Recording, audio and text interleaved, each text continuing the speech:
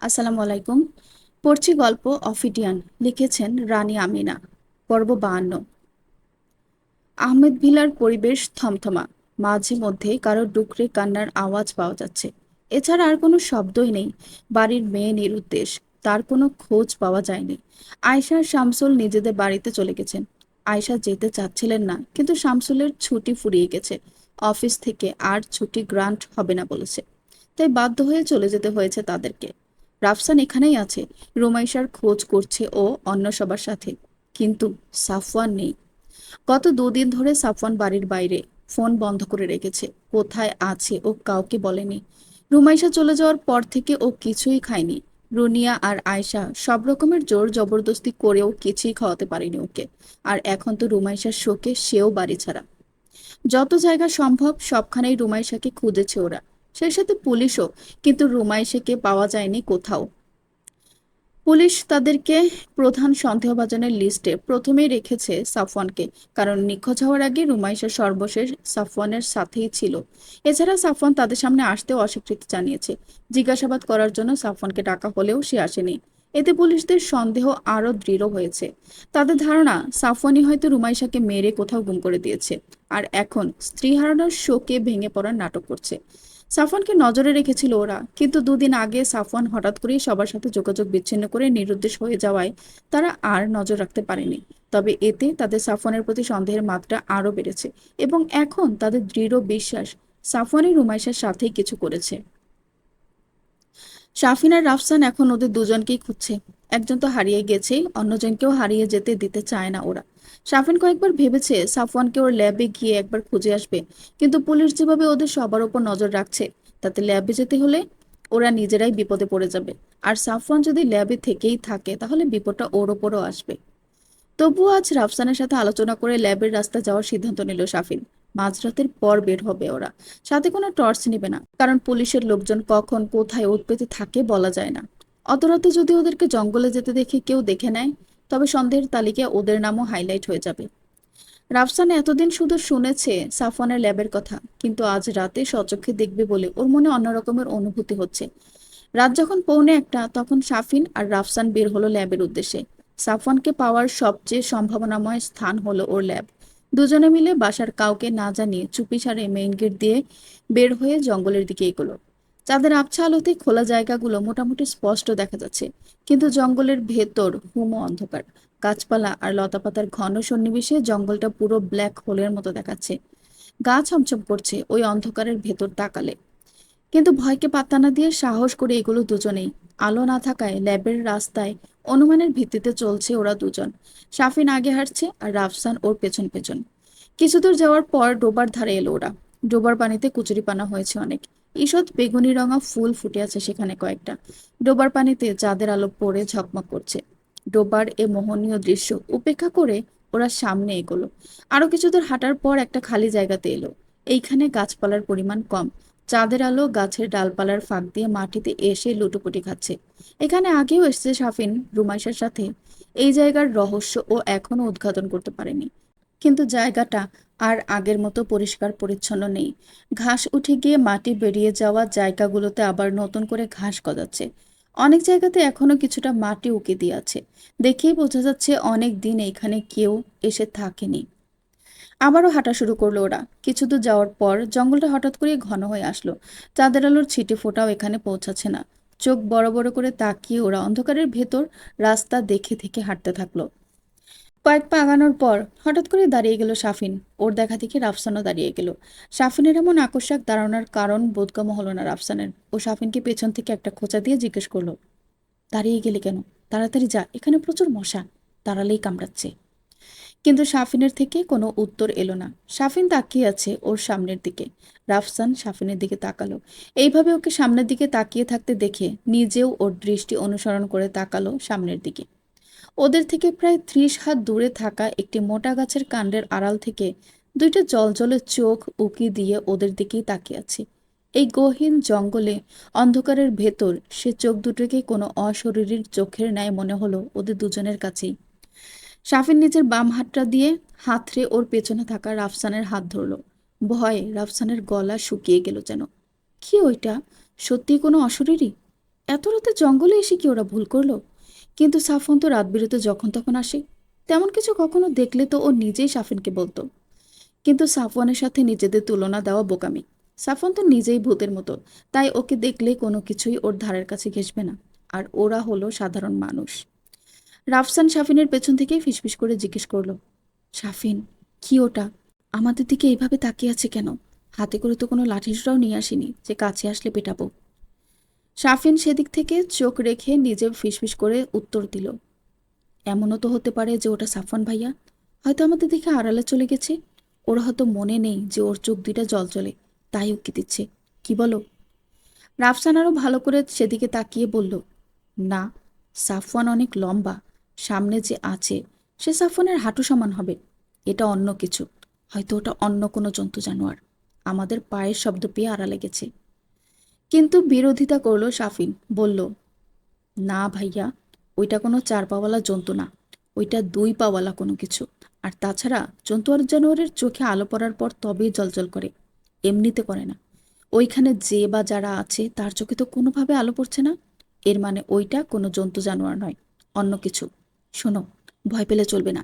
চল আমরা আগাই, কারণ এখান থেকে ফিরে যাওয়ার কোনো অপশনই নেই। আমরা অনেক ভিতরে চলে এসেছি। রাফসানা শাফিন দুজন দুজনের হাত ধরল শক্ত করে। সে উজ্জ্বল চোখের অধিকারী জন্তুটা এখনো ওখানেই আছে।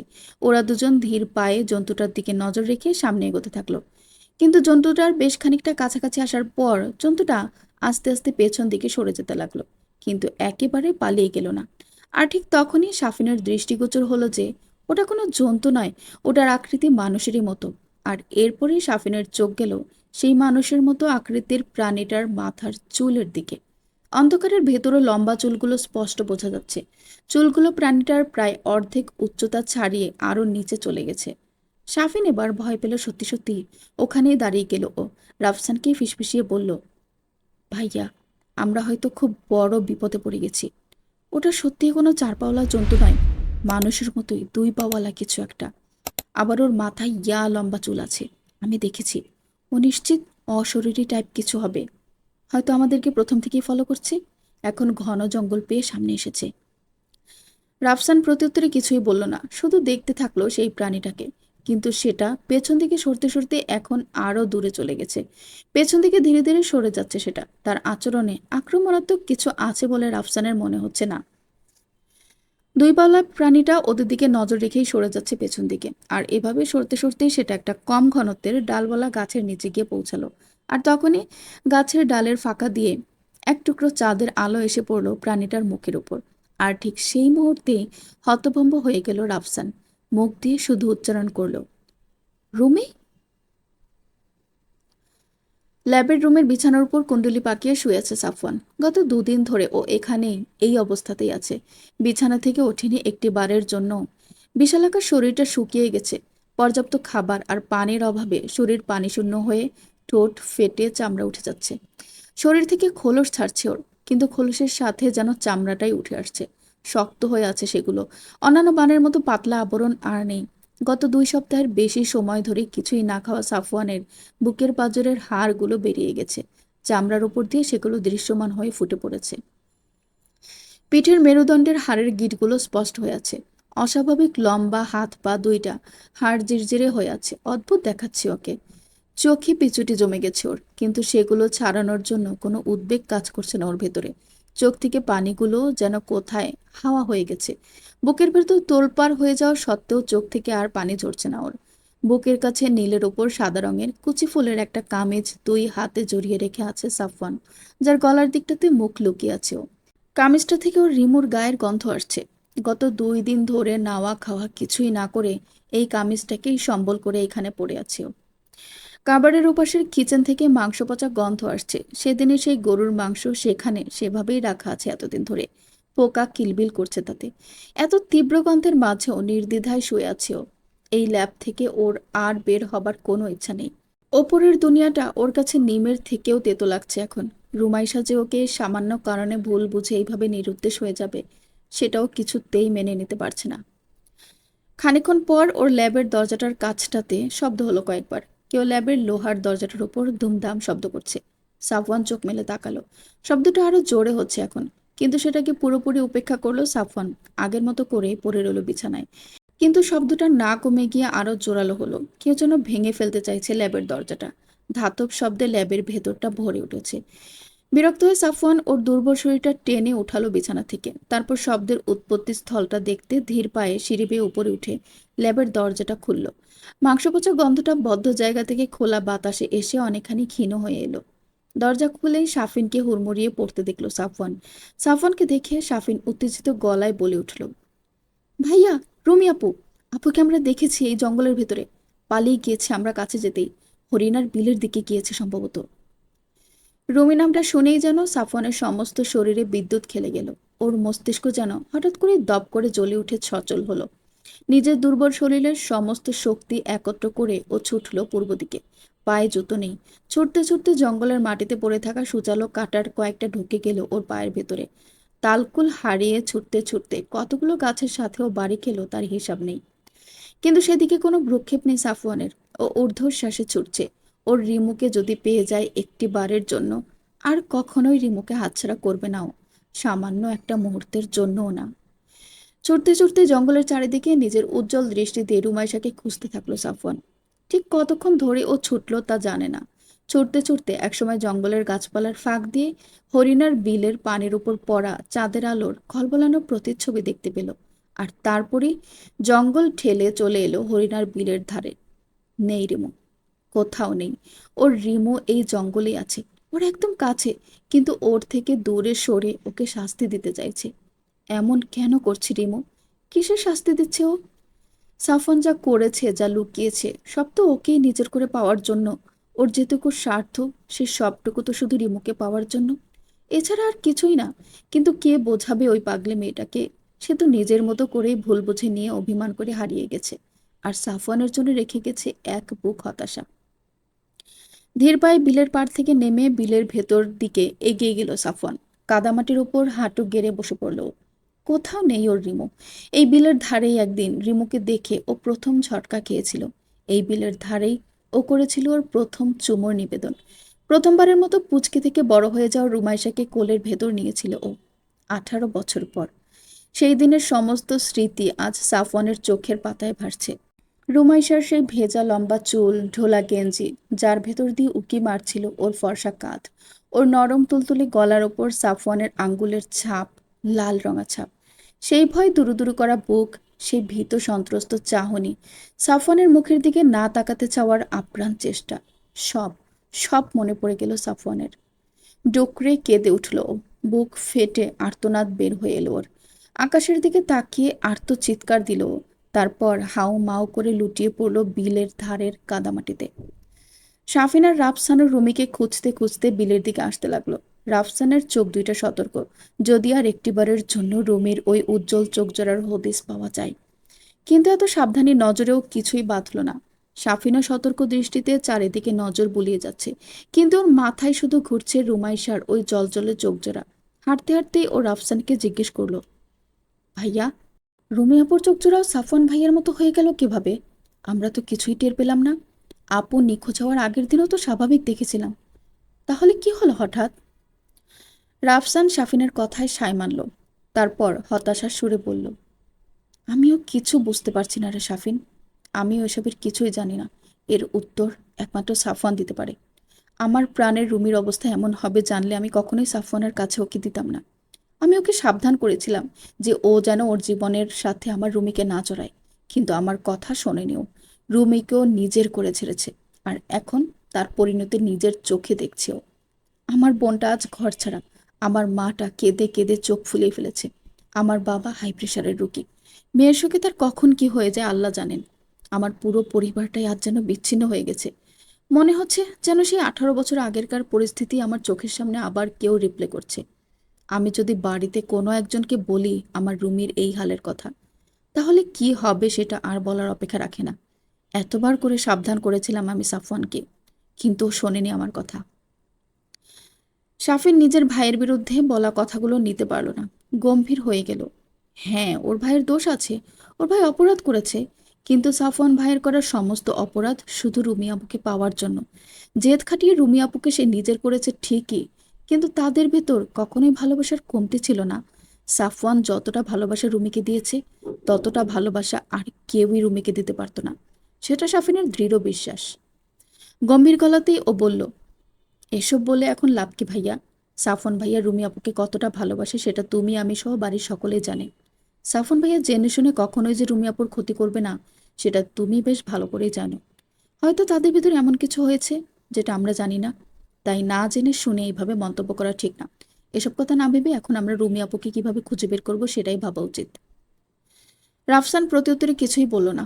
ওর এখন কোনো কথা খরচ করতে ইচ্ছে করছে না, চুপচাপ হাঁটতে থাকলো। আরো কিছুক্ষণ হাঁটার পরই ওরা প্রায় বিলের ধারে চলে এলো, আর দূর থেকে ওরা শুনতে পেল সাফওয়ানের করুণ আর্তনাদ। চকিতে দুজন দুজনের দিকে তাকিয়ে ওরা ছুটল সেদিকে, আর বিলের আরো একটু কাছে যেতেই ওপর থেকে ওরা দেখতে পেল কাদামাটিতে লুটিয়ে পড়া সাফওয়ানকে। কিন্তু সাফওয়ানের কাছে আসলো না ওরা, জঙ্গলের ধার ঘেঁষেই দাঁড়িয়ে রইল। সাফিন একবার যেতে চাইলেও রাফসান যেতে দিল না, সাফওয়ানকে ছেড়ে দিল ওর মতো করে। সাফওয়ান কাদামাটিতে লুটিয়েই উচ্চ স্বরে বিলাপ করছে, ফিরে আয় রে রিমু, আমার সব খালি হয়ে গেছে রে রিমু, কোথাও কিচ্ছু নেই আমার, সব ফাঁকা হয়ে গেছে, আমার কাছে ফিরে আয় একটিবার, আমি আর কখনোই ধমকাবো না, কিছুই বলবো না আর কোনোদিন, সব কিছু ছেড়ে দিব আমি, সব সব কিছুই চাই না আমার, শুধু তুই ফিরে আয়। আমি স্বার্থপর নই রে, আমি শুধু তোর জন্য স্বার্থপর, আমার শুধু তোকে চাই, আর কিচ্ছুটি চাই না আমার, শুধু তুই ফিরে আয়। সাফনের এমন আকুতিপূর্ণ আর্তনাদের আফসানের চোখ দুইটা পানিতে পূর্ণ হয়ে এলো। রুমাইশের মুখটা চোখের সামনে ভেসে উঠতেই কান্নার শব্দ ঠেকাতে মুখের উপর হাত চাপা দিল। চাঁদের আলোয় সাফওয়ানকে স্পষ্টভাবে দেখা যাচ্ছে। সাফওয়ানের সেই বিশাল দেহটা লিকলিকে হয়ে গেছে, হাড় ছাড়া আর কিছুই যেন দেখা যাচ্ছে না। সাফওয়ানের থেকে চোখ ফিরিয়ে নিল রাফসান। সাফওয়ানকে ওই অবস্থায় দেখতে পারছে না ও। সেই বিশাল দেহি কর্কশ কণ্ঠের গম্ভীর আর উচ্চ ব্যক্তিত্ব সম্পন্ন মানুষটার এত করুণ অবস্থা হবে তাও স্বপ্নেও ভাবেনি। সাফিন এখনো তাকিয়ে আছে ওর ভাইয়ের দিকে। মাটিতে লুটিয়ে পড়ে থাকায় সাফওয়ানের পিঠের মেরুদণ্ডের হাড় আর পাঁজরগুলো যেন চামড়া ভেদ করে বেরিয়ে আসতে চাইছে। সাফিন সেদিকে তাকিয়েই স্বগতোক্তি করল, আহ আপু, তুমি যদি একটিবার দেখতে তোমাকে ছাড়া সেই শক্ত খোলসের কঠোর লোকটা কেমন আছে, তাহলে তুমি এখনই ছুটে চলে আসতে আপু। তুমি দেখলে না আপু, তুমি দেখলে না। পর্ব 53। উত্তরের জঙ্গলের পাশ দিয়ে চলে যাওয়া যশোর টু সাতক্ষীরা রোডের উপর দিয়ে দ্রুত গতিতে চলছে তিনখানা গাড়ি। মাগরিবের আজান পড়ল কিছুক্ষণ আগে। আবছা অন্ধকারে গাড়িগুলো ছুটে চলেছে তাদের উদ্দেশ্য হাসিল করতে।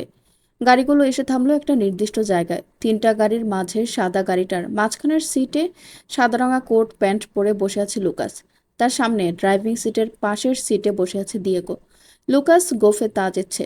কিছুক্ষণ পর সে দিয়েগোর উদ্দেশ্যে ইংরেজিতে বলে উঠল, দিয়েগো, তুমি কি নিশ্চিত এই জঙ্গলের ভেতর সত্যিই কিছু একটা চলছে? দিয়েগো লোকটা দৃঢ় বিশ্বাসের সাথে বলল, হ্যাঁ বস, আপনার কথা মতো কাল রাতে আমাদের কয়েকটা ছেলে সাফওয়ানের বাড়ির উপর নজর রাখছিল, আর তখনই ওরা দেখতে পায় এই বাড়ির দুইটা ছেলে মাঝরাতের পর বের হয়ে জঙ্গলের দিকে যাচ্ছে। আমাদের ছেলেরা চুপিসারে ওদের পিছু নেয়, কিন্তু ওই জঙ্গলে কিছু একটা ছিল, ওরা দুজন বাদেও। ওই ছেলে দুইটা কিছু দূর যাওয়ার পর হঠাৎ করেই থেমে যায়। সেই অন্য কিছুটা ওদের সামনেই ছিল, কিন্তু যখন সেই অদ্ভুত জিনিসটা পালিয়ে যেতে নেয় তখন ওই দুইটা ছেলেও ছত্রভঙ্গ হয়ে যায়। দুজন দুদিকে দৌড় দেয়, একজন ওই নাম না জানা প্রাণীটার পেছনেও দৌড়ায়, আর অন্যজন অন্য আরেক দিকে দৌড়ায়, যার কারণে আমাদের ছেলেরা আর ওদের পিছু নিতে পারেনি। তাই আমার ধারণা এখানে কিছু একটা তো হচ্ছেই। আর ওই পালিয়ে যাওয়া জিনিসটাই বা কি সেটাও ভাবনার বিষয়। আমাদের ছেলেরা বলছিল ওইখানে নাকি দুইটা চোখের মতো কিছু জলজল করছিল, আর সেটা দেখেই মূলত ওই ছেলে দুটো থেমে গেছিল। জলজলে চোখের কথা শুনেই লুকাস উত্তেজিত হয়ে গেল। নিজের সিটে নড়েচড়ে বসে সাবধানে গলায় বলল, তাহলে ওটা সাফওয়ানি, কারণ হারবার্ট আমাকে বলে দিয়েছিল সাফওয়ানের চোখ নাকি অন্ধকারে উজ্জ্বল হয়ে থাকে। ওর চোখ দুটো এতটাই উজ্জ্বল যে দিনের বেলাতেও নাকি সেটা বোঝা যায় যদি খেয়াল করে দেখা হয়। ওয়েল ডান দিয়েগো, তুমি এতদিনে একটা কাজের কাজ করেছো। আমার $1,000,000 থেকে $10,000 আমি তোমাকে দেব যদি সাফওয়ানকে তুমি আমার হাতে জীবিত তুলে দিতে পারো। দিয়েগো নিজের প্রশংসা শুনে খুব খুশি হলো, আর লুকাসের $1,000,000 থেকে কিছু ভাগ পাওয়ার আশায় ওর চোখ দুটা চকচক করে উঠল। লুকাসের দিকে কৃতজ্ঞতার দৃষ্টিতে তাকিয়ে ও লুকাসের অনুমতি নিয়ে দলবল সহ নেমে পড়ল গাড়ি থেকে, আর তারপর ভারী অস্ত্রসজ্জিত লোকগুলোকে নিয়ে ঢুকে গেল জঙ্গলের ভেতর। ল্যাবের রুমের বিছানায় উপর হয়ে শুয়ে আছে সাফওয়ান। ওর পাশে বিছানার উপরেই বসে আছে শাফিন। আর ওদের পাশে চেয়ার টেনে নিয়ে থমথমে মুখে বসে আছে রাফসান। শাফিনের হাতে একটা সুপের বাটি, তা থেকে চামচে করে সাফওয়ানকে খাওয়ানোর চেষ্টায় আছে ও। কিন্তু সাফওয়ান খাচ্ছে না, ওইভাবেই পড়ে আছে বিছানার উপর। কাল রাতে সাফওয়ানকে নিয়ে ওরা বাড়িতে ফিরে যেতে চেয়েছিল, কিন্তু সাফওয়ান যেতে রাজি হয়নি। অগত্যা ওরা দুজনেও সাফওয়ানের সাথে ল্যাবে চলে এসেছে। সাফওয়ানের খুব গোছালো রুমটা অগোছালো হয়ে পড়েছিল, সেটা অতি যত্নের সাথে গুছিয়ে দিয়েছে ওরা দুজন মিলে। পচা গরুর মাংসের প্যাকেটটা নাক মুখ চেপে বাইরে ফেলে এসেছে শাফিন। এরপর এয়ার ফ্রেশনার দিয়ে রুমটাকে মোটামুটি থাকার মতো করে ফেলেছে। সাফওয়ানের শরীরের অবস্থা খুবই খারাপ। কাল রাতের ওই ঊর্ধ্বশ্বাসে ছোটার পর শরীরটা আরো খারাপের দিকে গেছে। শরীরটা যেন কঙ্কালসার হয়ে গেছে। রুমাইশার সেই নীলের উপর সাদা ফুলের কামিজটা এখনো বুকে জড়িয়ে আছে ওর। শাফিন চেষ্টা করছে সাফওয়ানকে একটু কিছু হলেও খাওয়ানোর, কিন্তু সাফওয়ান নিজের সিদ্ধান্তে অটল। রিমুকে না পাওয়া পর্যন্ত ও কিছুই মুখে নেবে না। ওর শরীরের দিকে তাকানো যাচ্ছে না। খোলসগুলো শরীরের বিভিন্ন জায়গা থেকে উঠে উঠে আসছে। কঙ্কালসার দেহের উপর সেগুলো অদ্ভুত আর ভয়ঙ্কর দেখাচ্ছে। রাফসান বার কয়েক অনুরোধ করলো সাফওয়ানকে খেয়ে নিতে, কিন্তু কারো অনুরোধেই কোনো কাজ হলো না। শাফিন একবার ভাবলো মাকে ডেকে নিয়ে আসবে এখানে, কিন্তু মা যদি সাফওয়ান ভাইয়াকে এই অবস্থায় দেখে তাহলে মাকে সামলাতেই আরো দুইজন লাগবে। কিন্তু সাফওয়ানকে খাওয়াতে তো হবে, এইভাবে না খেয়ে থাকলে তো ওকে বাঁচানো যাবে না। সাফওয়ানের শরীরে বিন্দু মাত্র শক্তিও হয়তো এখন আর অবশিষ্ট নেই। কাল রুমাইশা ছুটে যে কোন দিকে গেল তা বুঝতে পারলো না ওরা কেউই। রাফসান শাফিনকে সাফওয়ানের ল্যাবে পাঠিয়ে দিয়ে নিজে ছুটেছিল রুমাইশার পেছনে। কিন্তু কিছু দূর যাওয়ার পরেই রুমাইশাকে ও আর পেলই না। যেন রুমে হাওয়ায় মিলিয়ে গেল একেবারে। এদিক ওদিক কত দিক ছুটল রাফসান, কিন্তু অন্ধকারের ভেতর কিছুই পেল না। ওর মনের হাজারখানেক প্রশ্ন উকি দিয়ে আছে, কিন্তু একটারও উত্তর নেই। সাফওয়ানকে যে জিজ্ঞেস করবে তারও উপায় নেই, কারণ সে নিজেই মরতে বসেছে। অগত্যা মাথার ভিতর কিলবিল করা অজস্র প্রশ্নগুলোকে মাথাতেই চেপে রাখলো রাফসান। জঙ্গলের ভেতর দিয়ে সন্তর্পণে এগিয়ে যাচ্ছে দিয়েগো আর ওর সাথের ছেলেরা। দিয়েগো চলছে সবার আগে, পেছনে ওর দলের অন্যান্য সদস্যরা। চারিদিকে সতর্কতার সাথে দৃষ্টি দিচ্ছে ওরা। ওদের চোখের অত্যাধুনিক নাইট ভিশন স্পেকটেকলস, কারণ যে কোনো আলোর উপস্থিতিতেই প্রতিপক্ষকে সজাগ করে তুলবে। জঙ্গলের প্রতিটা আনাচে কানাচে নিঃশব্দে সার্চ করছে ওরা। কিছু তো যাওয়ার পরে ওরা একটা পায়ে হাঁটা রাস্তা দেখলো। রাস্তাটা চোখে মেলানোর মতো নয়, কিন্তু তীক্ষ্ণ চোখে দেখলে খেয়াল করলেই বোঝা যায় এই পথ দিয়ে কারো নিয়মিত বা অনিয়মিত যাতায়াত হয়। দিয়েগো আঙ্গুল দিয়ে ইশারা করে পেছনের ছেলেগুলোকে দুই দলে ভাগ হয়ে যেতে বলল। এক দলকে ও ইশারাতে যেতে বলল জঙ্গলের পূর্ব দিকে, অন্য দলটাকে নিজের সাথে নিয়ে ও হাঁটা ধরলো সদ্য পাওয়া কিঞ্চিত মাটি বের হয়ে যাওয়া সরু রাস্তাতে। সাফওয়ান ঘুমিয়ে গেছে। ক্লান্ত শরীরটা আর জেগে থাকতে পারছে না। শাফিনের হাতের সুপের বাটিটা সেভাবেই ধরা আছে। এক ফোঁটাও সাফওয়ানের পেটে যেতে পারেনি। শাফিনও আগের মতো করেই বসে আছে। কিছুক্ষণ পর নীরবতা ভেঙে রাফসান নিচু স্বরে বলে উঠল, এইভাবে হাত গুটিয়ে বসে থাকলে কিছুই হবে না। আমার বোনটা হারিয়ে যেতে চাইছে। ও যতক্ষণ না চাইবে ততক্ষণ আমরা ওকে খুঁজে পাবো না। কিন্তু সাফওয়ানকেও তো আমরা হারাতে পারবো না। আমার মনে হয় তোর মাকে বিষয়টা জানানো উচিত। তিনি হলে হয়তো সাফওয়ানকে একটু বুঝিয়ে সুঝিয়ে কিছু খাওয়াতে পারবে। আমি যদি সেদিন রুমিকে একটিবারের জন্য জানাতে পারতাম সাফওয়ানের এই অবস্থা সম্পর্কে, তাহলেও হয়তো ও ফিরে আসতো, এইভাবে পালিয়ে বেড়াতো না আমাদের থেকে। শাফিন ভাবুক ভঙ্গিতে বলল, আমার মনে হয় রুমি আপু এখানে আগে থেকেই ছিল না, কারণ আমরা এতদিন ধরে খুঁজেছি আপুকে। এই জঙ্গলের প্রতিটা কোণা আমরা খুঁজেছি, কিন্তু আপুকে পাইনি। আপু যদি এখানেই থাকতো তাহলে একটাবারের জন্য কারো না কারো চোখে আপুর কোনো চিহ্ন পড়তো। হয়তো আপু অন্য কোথাও ছিল, আর কাল রাতেই হয়তো এসেছে কোনো কারণে, আর হয়তো আমাদের সামনে বেঁধে গেছে। নইলে যে পালিয়ে বেড়াচ্ছে সে তো ইচ্ছা করে কারোর সামনে চলে আসবে না, বলো? রাফসান চেয়ার থেকে উঠে দাঁড়িয়ে রুমের ভেতর পায়চারি করতে করতে বলল, হ্যাঁ তোর কথায় যুক্তি আছে। ব্যাপারটা আমিও ভেবেছি, কিন্তু ও আবার ফিরে এসেছিল কেন? আমাদের কাছে ফিরে আসার জন্য যে ফিরে আসেনি সেটা তো ক্লিয়ার। অন্য কোনো কারণ আছে এর পেছনে। রাফসান আবার চেয়ারের দিকে এগিয়ে এসে শাফিনের উদ্দেশ্যে বলল, আচ্ছা, এসব নিয়ে ভাবনা চিন্তা করার সময় এখন নয়। সাফওয়ানকে এইভাবে ওর মন মর্জির উপর ছেড়ে দেওয়া যাবে না। আমাদের কিছু একটা করতে হবে। ওর অবস্থা যা দেখছি তাতে ও এমন করলে বেশি দিন বাঁচবে না। ওর শরীরে আর কিছুই বাকি নেই। ওর পিঠের কাছটাতে দেখ, ঘা হওয়ার রাস্তায় আছে। আর কয়েকটা দিন গেলেই ওর শরীরের ইমিউন সিস্টেম পুরো ডাউন হয়ে যাবে। তখনই কালো কালো দাগগুলো সব দগদগে ঘায়ে পরিণত হবে। তুই এখনই গিয়ে রুনিয়া ফুপিকে নিয়ে আসবি, সাথে আরও কিছু খাবার দাবার আনবি। রনিয়া ফুপ্পিকে ওর এই অবস্থা দেখানো আমাদের উচিত না, কিন্তু আমাদের আর কিছুই করার নেই। আমি এখানেই থাকছি, তুই এক্ষুনি যাবি, গিয়ে আবার ফিরে আসবি। শাফিন আচ্ছা বলে সুপের বাটিটা বিছানার সাইডে টেবিলের উপর রেখে দিল। রাফসান কিছু একটা মনে করে বলল, স্বাভাবিকভাবে হেঁটে গেলে বাড়িতে 15 মিনিটের মতো সময় লাগবে। 15 মিনিট পর তুই আমাকে ফোন দিবি। 1 মিনিট সময়ও যদি বেশি লাগে তবে আমি তোকে ফোন দেব। তবে তুই ফোন রিসিভ করবি না, কল কেটে দিয়ে আমাকে মেসেজ করবি যে তুই কোথায় আছিস আর তোর পৌঁছাতে আর কতক্ষণ লাগবে। মনে থাকবে? রাফসানের এমন হঠাৎ সাবধানতার কারণ বোধগম্য হলো না শাফিনের। তবুও মাথা নেড়ে রাফসানের আদেশ মেনে নিয়ে ও গোছগাছ করে বের হলো ল্যাব থেকে। আজও টর্চ নেই ওর কাছে, কারণ পুলিশরা ওদের বাড়ির আশপাশটা শকুনের দৃষ্টিতে নজর রাখছে। যদিও তাতে কোনো লাভ আছে বলে শাফিনের মনে হচ্ছে না, শুধু শুধু ওদেরকে ভোগান্তি দেওয়া ছাড়া পুলিশগুলো আর কিছুই করছে না। ল্যাব থেকে বের হয়ে শাফিন পা বাড়ালো বাড়ির দিকে। দিয়েগো ওর দলবল নিয়ে সরু রাস্তাটা ধরে এগোতে এগোতে এসে থামলো একটা ভাঙা চোরা ভুতুড়ে কুড়িঘরের সামনে। কিন্তু সেটা এতটাই জরাজীর্ণ যে এর ভেতর কেউ থাকবে বলে মনে হয় না। আর এত ছোট জায়গার ভেতরে একজন স্বাভাবিক মানুষ কোনোভাবেই থাকতে পারবে না। তবুও সাবধানের মার নেই। দিয়েগো ওর সাথের একটা ছেলেকে বলল, কুড়েঘরটার ভেতরটা একবার দেখে আসতে। ছেলেটা কুড়েঘরের দরজায় দাঁড়িয়ে ভেতরটা ভালোভাবে পর্যবেক্ষণ করে এলো। না, তেমন সন্দেহজনক কিছুই নেই। কুড়েঘরের হাড় পাঁজরা সব বেরিয়ে গেছে। চালা নেই এক পাশ থেকে, সে পাশে বৃষ্টির পানি পড়ে পড়ে শ্যাওলা ধরে গেছে। সমস্ত মেঝে পাতা দিয়ে পরিপূর্ণ। এইখানে আর কি বা থাকবে? কয়েক রকমের পোকামাকড় ছাড়া এখানে আর কিছুই নেই। রাতের আধারে পোকামাকড়ের কামড়ের ভয়ে ছেলেটা আর এগুলো না, আরও একবার ভালো করে পর্যবেক্ষণ করে বেরিয়ে এলো। সেই মুহূর্তে দিয়োগর কানের ব্লুটুথ ডিভাইসটা শব্দ করে উঠল। পূর্ব দিকে যাওয়া দলটা কিছুই পায়নি ওদিকে। জঙ্গলের ধারে একটা খাল জাতীয় কিছু আছে, ওর পাশে আর জঙ্গল নেই। জঙ্গলের ডেল্টাইল এখানেই। দিয়েগো ওদেরকে ডিভাইসের মাধ্যমে বললেও ফিরে এসে দিয়েগোর সাথে যোগ দিতে। তারপর কুড়ে ঘর থেকে বেরিয়ে ওরা অন্যদিকে গেল। শাফিন সাবধানে রাস্তা দেখে পার হচ্ছে। চাঁদের স্বল্প আলো ছাড়া আর এক টুকরো আলো ও নেই। তার ভেতরে যতদূর সম্ভব দেখার চেষ্টা করছে ও। মাটিতে থাকা সাপ বিচ্ছুকে যথাসম্ভব এড়িয়ে যাওয়ার চেষ্টা করছে। ধীরে চলার কারণে একটু সময় লেগে যাবে বাড়িতে যেতে। রাফসান হয়তো কিছুক্ষণের মধ্যেই কল দিবে ওর কাছে। শাফিন একা হওয়ায় একটু ভয় ভয় লাগছে ওর। এই জঙ্গলের ভেতর এখন পর্যন্ত একা একবারও আসেনিও। একবার শুধু সাফওয়ানের পিছু নিয়েছিল একা, কিন্তু তখন তো সাফওয়ান ছিল। এখন তো তাও নেই, পুরোপুরি একা ও। মাথার ভেতরে আজ পর্যন্ত দেখা সব হরর মুভির সিনগুলো একটার পর একটা রিপ্লে হতে লাগলো ওর। আফসোস হলো কেন ও একা একা আসতে গেল। ও নিজে ল্যাবে থেকে গিয়ে রাফসান ভাইকে পাঠাতে পারতো, কিন্তু তাতে অন্য সমস্যা হতো। রাফসান ভাই তোর মতো এত ভালো করে রাস্তা চেনে না। ভাইয়া কোন দিক দিয়ে যেতে গিয়ে কোথায় চলে যেত তার ঠিক নেই।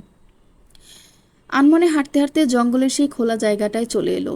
এইখানে আসার পর একটু সাহস হলো ওর। হঠাৎ করেই ফোন বেজে উঠল শাফিনের। বাড়ি যেতে আর বেশি পথ নেই, 2 মিনিটও লাগবে না। ফোনটা প্যান্টের পকেট থেকে বের করে স্ক্রিনে রাফসানের নাম দেখলো। বারণ সত্ত্বেও হাঁটতে হাঁটতেই কলটা রিসিভ করে কানে ধরে বলল, হ্যাঁ ভাইয়া, আমি প্রায় পৌঁছে গেছি, আর 2 মিনিটের মতো লাগবে। রাফসান ওপাশ থেকে কি বলল শোনা গেল না। তার উত্তরে শাফিন বলল, ঠিক আছে, আমি গিয়েই। কিন্তু পুরো কথাটা শেষ করতে পারল না শাফিন। তার আগেই পেছন থেকে কেউ একজন এসে শাফিনের মুখ চেপে ধরল, আর অন্য একজন এসে শাফিনের হাত দুইটা পিছমোড়া করে ধরে ফেলল। ফোনটা পড়ে গেল মাটিতে। রাফসান ফোনের ওপাশ থেকে হ্যালো হ্যালো করতে থাকলো, কিন্তু শাফিনের আর কোনো সাড়া শব্দ পাওয়া গেল না। ল্যাবের ভেতরে থাকা রাফসানের ঘাম ছুটে গেল। শাফিনের কোনো বিপদ হয়েছে, শাফিন বিপদে পড়েছে, শুধু এই কথাগুলোই মাথায় ঘুরতে লাগলো ওর। কিন্তু ও বেরোবে কিভাবে? ল্যাবের পাসওয়ার্ড তো ওর জানা নেই। শাফিনকে বলেছিল সাফওয়ান, ওকেও বলেছিল, কিন্তু ও তো ভুলে গেছে। ভাবনা চিন্তা না করে ও সাফওয়ানকে ডেকে তুলল। দুর্বল শরীরের ঘুমন্ত সাফওয়ান রাফসানের ডাকে পিটপিট করে চোখ মেলে তাকালো, আর ও তাকাতেই রাফসান উত্তেজিত গলায় বলল, ভাইয়া, শাফিন হয়তো কোনো বিপদে পড়েছে ভাইয়া। ও বাড়িতে যাচ্ছিল, আমি ওর কাছে কল দিয়েছিলাম। কথা হতে হতে হঠাৎ করে একটা শব্দ হলো, আর তারপর থেকে ওর কোনো সাড়া শব্দ নেই। ফোনের ওপাশ থেকে কেউ উত্তর দিচ্ছে না।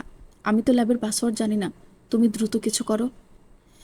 শাফিন আর বিপদ কথাটা শুনেই সাফওয়ান হুড়মুড়িয়ে দাঁড়িয়ে গেল, কিন্তু দাঁড়াতেই দুর্বলতার কারণে মাথাটা ঘুরে উঠল ওর। পড়ে যেতে গিয়েও নিজেকে সামলে নিল। তারপর দ্রুত পায়ে উঠে পড়ল ল্যাবের সিঁড়ি বেয়ে। ওর পিছু পিছু গেল রাফসান।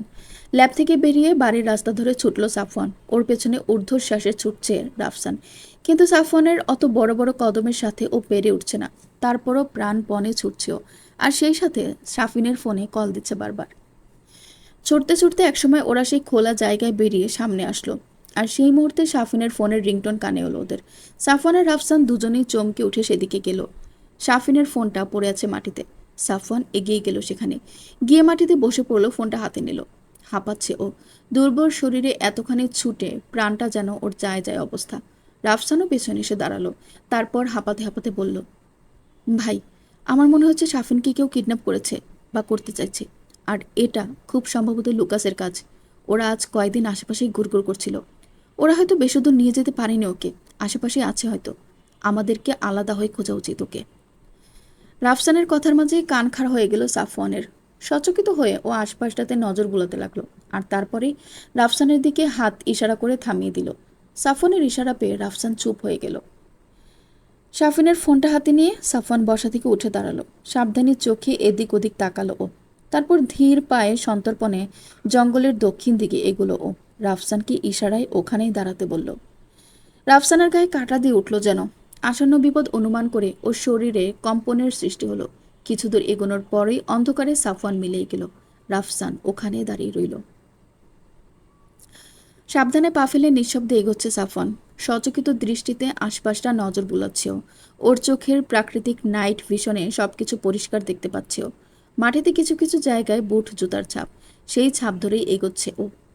শাফিনকে যারা ধরেছে তারা যে লুকাসের লোক ছাড়া আর কেউ না তা বেশ ভালোভাবেই বুঝেছে সাফওয়ান। কারণ কোনো পুলিশ বা সাধারণ কারো সাহস নেই এই জঙ্গলে আসার। আর সেটাও রাতের বেলা। জঙ্গলটা নিজেই ভৌতিক প্রতিচ্ছবি নিয়ে প্রায় 200 বছরেরও বেশি সময় ধরে দাঁড়িয়ে আছে শহরের এই উত্তর দিকে। আরও কিছু দূর এগোতেই শুকনো ডালের মট করে একটা শব্দ শুনল ও। কেউ হয়তো ভুলবশত পা দিয়েছে কোনো শুকনো ডালের উপর। কান খাড়া হয়ে গেল সাফওয়ানের। তড়িৎ গতিতেও চোখ বুলিয়ে নিল আশপাশটাতে। মাথার ভেতরটা ঘুরছে ওর। দুর্বলতাটা জেঁকে বসেছে শরীরে। চোখ দুইটা বন্ধ হয়ে আসতে চাইছে। তারপরও জোর করে চোখ দুইটা খুলে রেখেছে ও।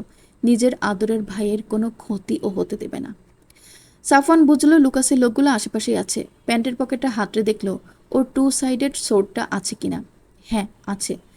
পকেট থেকে বের করে হাতে নিল সেটা। তারপরে সেই শুকনো ডালের মট শব্দের উৎসের দিকে এগোলো ও ধীর পায়। খুব সাবধানে নিজের শরীরটাকে কেমোফ্লাস করে প্রকৃতির সাথে মিশিয়ে নিল ও, যেন প্রতিপক্ষ সহজে বুঝতে না পারে ওর উপস্থিতি। তারপর ধীর গতিতে এগোতে এগোতে একসময় পেয়ে গেল সেই কাঙ্ক্ষিত লোকগুলোর সন্ধান।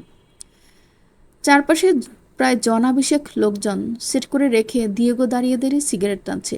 ওর পাশে একটা গাছের ছাতে পিচমোড়া করে হাত বেঁধে শাফিনকে দাঁড় করিয়ে রেখেছে।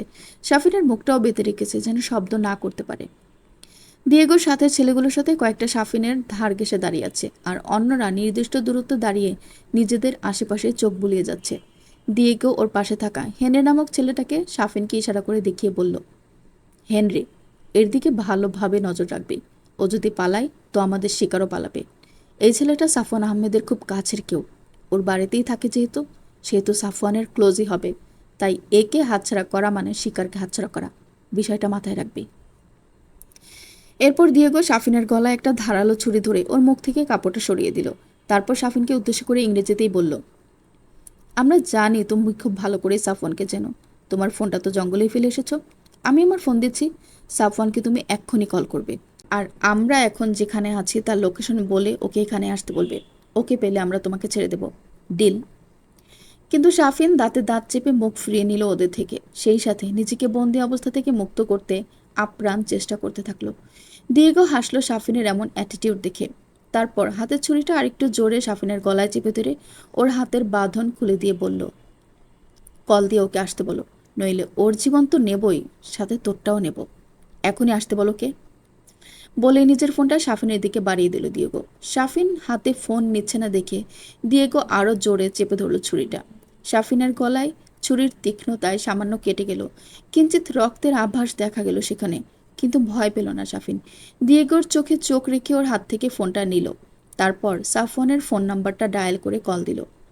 মুহূর্তে সেটা বেজে উঠল ওদের থেকে কিছুটা দূরে থাকা মেহগনি গাছটার নিচে। সচকিত হয়ে উঠল দিয়েগো আর ওর সাথের থাকা ছেলেগুলো।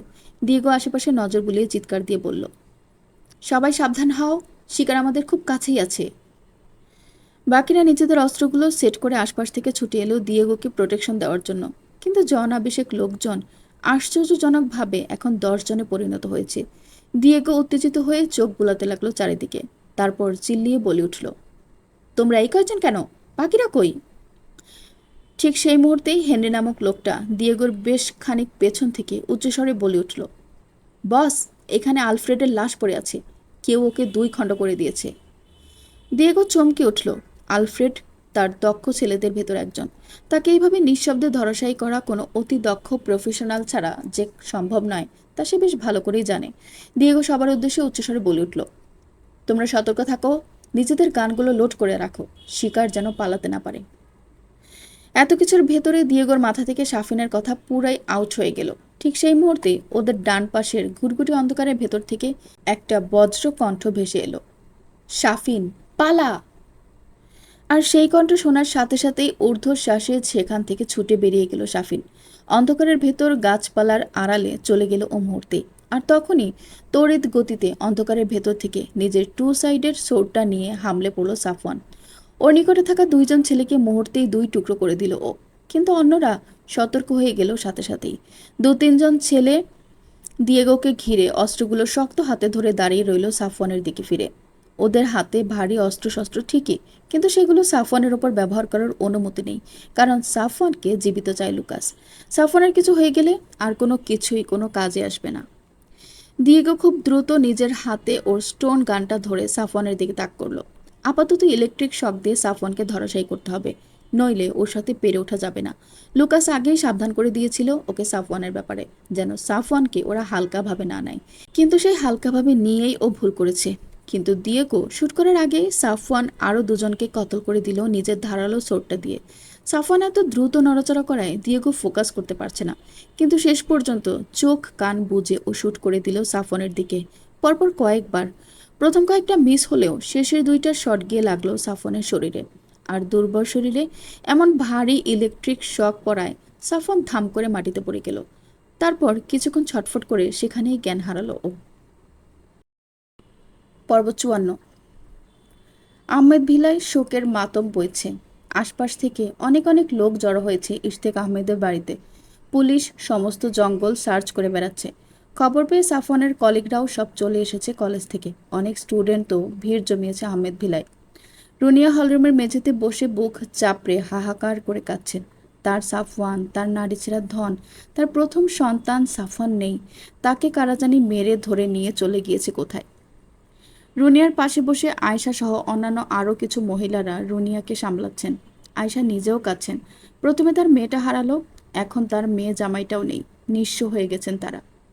ওদের পাশে সোফায় বসে আছেন ইশতিয়াক। ছেলের শোকে তার বুকের ভেতর ঝড় বয়ে যাচ্ছে। সে ঝড়ের প্রচণ্ডটা তার মুখের উপর স্পষ্ট হয়ে আছে। চোখ মুখ শক্ত করে তিনি সামলে রেখেছেন নিজেকে, নইলে যে তার স্ত্রী সন্তানকে সামলাতে পারবেন না। ইশতিয়াকের পাশে তার পিঠের উপর হাত রেখে শামসুল বসে আছেন। তার প্রাণের রুমির হাসি মুখটা বারবার ভেসে উঠছে তার মানসপটে। তাদের পরিবারের উপর কোন শকুনের নজর পড়েছে সেটাই ভেবে পাচ্ছে না শামসুল। কোন পাপের কারণে আজ তাদের দুই পরিবারের এমন বিচ্ছিন্ন অবস্থা তা তিনি ঠাউর করতে পারছেন না। শাফিন বসে আছে বাবার অন্য পাশে। রাফসান ধরে রেখেছে ওকে। দূর থেকে প্রাণপ্রিয় ভাইয়ের মাটিতে পড়ে যাওয়ার নিথর দেহ দেখার পর থেকে আর ঠিক নেই ও। গতকাল রাতে সাফওয়ান ওকে পালাতে বলার পর ও ছুটে পালিয়ে যায়, কিন্তু একেবারে চলে যায় না। ওই লোকগুলোর থেকে একটা নিরাপদ দূরত্বে গিয়ে গাছের আড়ালে দাঁড়িয়ে থাকেও। ভাইকে একা ছাড়ার সাহস ওর হয় না। কিন্তু ওরা সাফওয়ানকে শুট করার পরই শাফিন দিশেহারা হয়ে ছুটে যায় বাড়ির দিকে সাহায্য পাবার আশায়। রাফসান জঙ্গলের ডোবার কাছটাতে দাঁড়িয়েছিল সাফওয়ানের অপেক্ষায়, কিন্তু শাফিনকে এইভাবে ছুটে আসতে দেখে ও শাফিনের দিকে এগিয়ে আসে। কিন্তু শাফিন এরপর যা বলে তা শুনে ওর আত্মা ঠান্ডা হয়ে যায়। ওই অচেনা লোকগুলোর সাথে পেরে উঠবে না জেনেও দুজনেই ছুটে যায় সাফওয়ানকে বাঁচানোর শেষ চেষ্টা করতে, কিন্তু গিয়ে কোনো লাভ হয় না। ওরা যাওয়ার আগে সেই অচেনা লোকগুলো সাফওয়ানকে নিয়ে একদম হাওয়া হয়ে যায় যেন। শুধু রেখে যায় তাদের কিছু লোকদের দ্বিখণ্ডিত লাশ। লাশগুলো পুলিশ খুঁজে পেয়েছে, সেগুলো পোস্টমর্টমের জন্য নিয়ে যাওয়া হয়েছে হাসপাতালে। লাশগুলোর একটাও দেশি নয়, সবাই বিদেশি। তাদের পরিচয় এখনো জানা যায়নি, যার কারণে তারা কোন দেশ থেকে এসেছে সেটাও বোঝা যাচ্ছে না। পুলিশ ধারণা করছে যারা সাফওয়ান আহমেদকে নিয়ে গেছে তারা হয়তো রুমাইশা কাদেরকেও নিয়ে গেছে। এই কারণে রুমাইশা আর সাফওয়ানের নিখোঁজ মামলা এখন ইন্টারন্যাশনাল মামলাতে পরিণত হয়েছে। যশোর আদালত থেকে সেটা ঢাকা সেন্ট্রাল হাইকোর্টে চালান করা হয়েছে। পরিস্থিতি ঠিক কী দাঁড়াবে তা কেউ ধারণা করতে পারছে না। আহমেদ ভিলায় এখন পুলিশ, বিভিন্ন উচ্চপদস্থ কর্মকর্তা সহ সাধারণ জনগণের কারণে লোকে লোকারণ্য হয়ে গেছে। কারণ সাফওয়ান যে স্বাভাবিক কেউ ছিল না সেটা জানাজানি হয়ে গেছে। গতকাল ঢাকা থেকে একদল পুলিশ ফোর্স এসে জিজ্ঞাসাবাদ করেছে ইশতিয়াকের পরিবারের সবাইকে। এক বিন্দু পরিমাণ সত্যিও গোপন করতে নিষেধ করেছে তারা, কারণ সাফওয়ানকে খুঁজতে হলে তাদের সব সত্য জানা প্রয়োজন। কোনো একটা তিল পরিমাণ তথ্য মিসিং হলেও তাদের পক্ষে সাফওয়ানকে খুঁজে পাওয়া টাফ হবে। আর তাদের কথা শুনেই রুনিয়া আর ইশতিয়াক সাফওয়ানের ব্যাপারে সব সত্য বলতে রাজি হয়ে যান, শাফিন আর রাফসানের জোরালো বারণ সত্ত্বেও। কিন্তু রুনিয়া আর ইশতিয়াক পুলিশ ফোর্সটাকে সাফওয়ানের শারীরিক কন্ডিশনের কথা বলার আগে বলে নিয়েছেন যে ব্যাপারটা খুবই গোপন, এবং এই কথাটা যেন শুধুমাত্র যাদের না জানালে নয় তাদেরকেই জানানো হয়। স্পেশাল ফোর্সও ইশতিয়াকের কথায় সম্মত হয়েছিল, কিন্তু তাদের ভেতর থেকেই কোনো এক বিশ্বাসঘাতক টাকার লোভে এই গোপনীয় খবরটা সংবাদ মাধ্যমের কাছে জানিয়ে দিয়েছে, আর সেটা নিয়েই পুরো দেশ জুড়ে হচ্ছে তোলপাড়। আর এখন কলেজের শিক্ষকগণ সহ শিক্ষার্থীরাও জেনে গেছে তাদের সাফওয়ান স্যার কেন ওভাবে চোখ মুখ ঢেকে চলাফেরা করত, আর কেনই বা সশরীরে ক্লাস না নিয়ে অনলাইনে ক্লাস নেওয়াকেই বেছে নিয়েছিল। চারিদিকে সাফওয়ানকে নিয়ে গুঞ্জন শোনা যাচ্ছে, সেই সাথে সাফওয়ানের স্ত্রী হওয়ার সুবাদে রুমাইশাকে নিয়েও জল্পনা কল্পনা শেষ হচ্ছে না। কিন্তু পাবলিক তখনও জানতো না যে সাফওয়ান ভেনোমাস, এবং তার দাঁতের ভেনম বিশ্বের সবচেয়ে বিষাক্ত ভেনমগুলোর একটা। এই খবরটা চাপাই ছিল, কিন্তু বাংলাদেশ পুলিশ স্পেশাল ফোর্স সাফওয়ানের ব্যাপারে ভালোভাবে খোঁজখবর নিতে সিঙ্গাপুর যোগাযোগ করে। আর তারপর খোঁজখবর নিতে নিতে তারা একটা চাঞ্চল্যকর তথ্য পায় যে সাফওয়ান একাডেমিক্যালি বোটানি নিয়ে পড়াশোনা করলেও পার্সোনালি তার রেপটাইল নিয়েও ছিল ব্যাপক পড়াশোনা। সেই সাথে সে একজন কেমিস্ট, যে খবর হাতে গোনা কয়েকজন ছাড়া আর কেউই জানতো না। ইভেন তার সেখানে নিজস্ব ল্যাবও ছিল। আর এরপর আরও খোঁজ খবর নিতে গিয়ে বেরিয়ে আসে সাফওয়ানের সেই ভয়ঙ্কর তথ্য। সাফওয়ান একজন প্রফেশনাল হিটম্যান, এবং তার কিলিং স্টাইল হলো বডি পার্টস টেনে ছিঁড়ে বা কেটে আলাদা করে ফেলা, নয়তো চরম বিষাক্ত ভেনমের ব্যবহার, যে ভেনম শুধুমাত্র তার নিজের শরীরেই পাওয়া যায়। এছাড়া পৃথিবীর আর কোথাও এই ভেনমের কোনো অস্তিত্ব নেই। খবরটা জানা মাত্রই সন্দেহবশত তারা যশোর পুলিশ ফোর্সের সাথে যোগাযোগ করে, এটা জানার জন্য যে বডি পার্টস ছিঁড়ে বা কেটে যশোরে কোনো একজনের মৃত্যুও হয়েছে কিনা। এরপর যশোর পুলিশ ফোর্স যখন তাদেরকে নিউজ দেয় যে প্রায় মাসখানেক আগে ঝিকরগাছা ছাড়িয়ে পুবালির জঙ্গলের ভেতরে এরকমই বীভৎস রকমের বেশ কয়েকটা লাশ তারা উদ্ধার করেছিল। লাশগুলো সবার দেহই প্রায় দ্বিখণ্ডিত ছিল, তার ভেতর থেকে একজনের গলার নলি ছিল না। এছাড়া তারও প্রায় মাস পাঁচেক আগে যশোরের সারাপোলের মাঠের ভেতর এরকমই দুইটা লাশ পাওয়া যায়, যাদের শরীর থেকে হাত, পা, জিহ্বা সহ আরও কিছু পার্টস ছিঁড়ে ফেলা হয়েছিল। আর এ খবর শোনা মাত্রই স্পেশাল পুলিশ ফোর্স বুঝে যায় এই কাজগুলো কার। এরপর তারা দেশের বাকি সমস্ত জেলাতেও খোঁজ নিতে থাকে এমন অস্বাভাবিক মৃত্যু কারো হয়েছে কিনা, কিন্তু অন্যান্য জায়গা থেকে নেগেটিভ উত্তর আসে। স্পেশাল পুলিশ ফোর্স নিশ্চিত হয় যে সাফওয়ান অন্য কোথাও হত্যাযজ্ঞ চালায়নি, কিন্তু এ খবরটা গোপন রাখতে চাইলেও সেটাও আর চাপা থাকে না। স্পেশাল ফোর্সেরই কেউ একজন আবারও এই গোপন খবরটা পাবলিক করে দেয়, আর কিছুদিনের ভেতরেই এই বীভৎস তথ্যটা সারা দেশের মানুষের মাঝে ছড়িয়ে যায়। আর এরপরই শুরু হয় যাবতীয় অসুবিধা। যেখানে যে কোনো মূল্যে সাফওয়ানকে উদ্ধার করে দেশে ফেরত নিয়ে আসার যথাসম্ভব ব্যবস্থা করা হচ্ছিল, সেখানে মানুষ এখন সাফওয়ানকে মোটেও দেশে দেখতে চায় না। এমন একজন প্রফেশনাল মার্ডারার সাধারণ মানুষের জন্য মারাত্মক বিপজ্জনক, কাউকে তাদের দেশের ভেতর আনতে চায় না। তাদের মতে সাফওয়ানকে যারা এদেশ থেকে তুলে নিয়ে গেছে তারা ভালো কাজই করেছে, এরকম কাউকে তো বাঁচিয়ে রাখাই উচিত না। শাফিন, ইশতিয়াক বা রুনিয়া কেউই বাসা থেকে বের হতে পারছে না। বের হলেই মানুষ তাদেরকে নানা প্রশ্নে জর্জরিত করে ফেলছে। সাংবাদিকগুলো তককে তককে থাকছে সবসময়। এ বাড়ির কাউকে দেখলেই ক্যামেরা নিয়ে হামলে পড়ছে। এমনকি কাজের খালাকেও তারা ছাড়ছে না। বাধ্য হয়ে কাজের খালা তার কাজে ইস্তফা দিয়ে চলে গেছে দেশের বাড়িতে। আয়শা শামসুলও স্বস্তিতে নেই।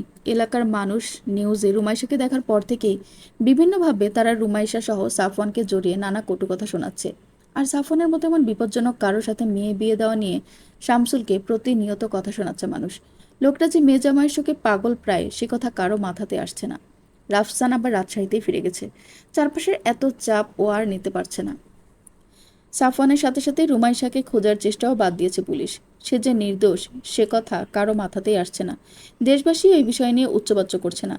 রাজশাহীতে ফিরে যাওয়ার আগে রাফসান শামসুলের সাথে থানায় ধর্ণা দিয়েছে প্রায় এক সপ্তাহ, কিন্তু পুলিশ কোনো ধরনের কোনো স্টেপ নিতে পারবে না বলেছে। রাফসান এতবার করে তাদের বোঝাতে চেয়েছে যে রুমাইশা নির্দোষ আর সে দেশেও থাকতে পারে, পুলিশ যেন তাকে অন্তত খুঁজে বের করার চেষ্টা করে, কিন্তু কেউই তার কথা শুনতে রাজি নয়। ক্ষোভে দুঃখে তাই আবার রাজশাহীতে ফিরে গিয়েছে রাফসান। রুমাইশা হারিয়ে যাওয়ার কিছুদিন পর রুমাইশার ভিসা হয়েছিল। সেই ভিসার কাগজপত্র আর রুমাইশার পাসপোর্টটা নিজের সাথে করে নিয়ে গেছে ও। রুমিকে ও একাই খুঁজবে, ওর কারো প্রয়োজন হবে না, সেই মনস্থির করেই ও ফিরে গিয়েছে। আহমেদ বিলাই রুনিয়ার কান্নাকাটি করতে করতে চোখের পানি প্রায় শুকিয়ে ফেলেছেন। এর আগে ছেলেকে ফিরে পাওয়ায় যা একটু আশা ছিল, সেটাও এই দেশের মানুষের জন্য বরবাদ হয়ে গেল। নিজের সন্তানকে চাইলেও আর কখনো দেখতে পারবেন না ভেবে সারাটা দিন কান্না করে জায়নামাজ ভেজাচ্ছেন তিনি। আর মহান আল্লাহর কাছে নিজের গর্ভের সন্তানকে ফিরে পাওয়ার জন্য ফরিয়াদ করছেন। ইশতিয়াক আহমেদ মাঝে মাঝে এসে স্ত্রীকে সান্ত্বনা দিচ্ছেন, কিন্তু তিনি নিজেও ভেঙে পড়েছেন বলতে গেলে। সাফওয়ান তাদের প্রথম সন্তান, তাদের ভালোবাসার চিহ্ন, যাকে পেতে গিয়ে কতই না কষ্ট সহ্য করতে হয়েছে তাকে আর তার স্ত্রীকে, সেসব কিছুই ভোলেননি ইশতিয়াক।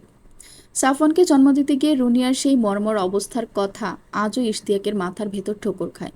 আর আজ তাদের সেই বিপুল সাধনার প্রাপ্ত সন্তানকে ফিরে পাওয়ার জন্য আবারও কতই না সংগ্রাম করতে হচ্ছে। শাফিনের এইচএসসি পরীক্ষা শুরু হয়ে গেছে কিছুদিন আগে থেকে, কিন্তু এত সব বিপদের ভেতর দিয়ে জীবনের এমন গুরুত্বপূর্ণ একটা ফেজ পার করা ওর জন্য খুব কঠিন হয়ে যাচ্ছে।